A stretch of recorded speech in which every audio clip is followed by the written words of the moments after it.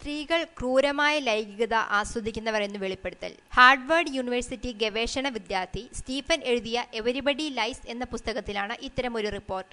മനഃശാസ്ത്രജ്ഞയായ അവനി തിവാരിയും സ്റ്റീഫന്റെ വാദങ്ങളോട് യോജിക്കുന്നു. ഇന്റർനെറ്റിൽ നീലച്ചിത്രം സെർച്ച് ചെയ്യുന്ന സ്ത്രീകളിൽ ഭൂരിഭാഗം പേരും ഫോഴ്സ്ഡ്, റേപ്പിഡ് എന്ന വാക്കുകളാണ് ഉപയോഗിക്കുന്നത്. ക്രൂരവും വന്യവുമായ വീഴ്ചകളുള്ള ചിത്രങ്ങളാണ് സ്ത്രീകൾ അന്വേഷിക്കുന്നത്.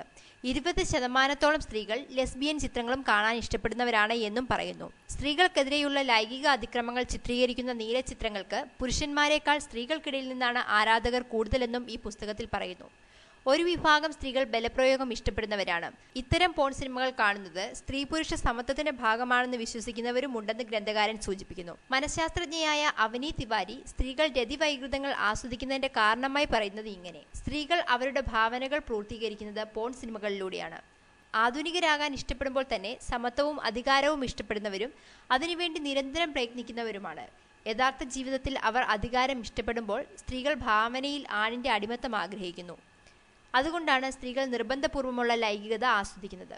മാത്രമല്ല, ഇവർ പുരുഷന്റെ കായിക ബലത്തെ അംഗീകരിക്കുകയും ആസ്വദിക്കുകയും ചെയ്യുന്നുണ്ട് എന്നും അവനി തിവാരി പറയുന്നു.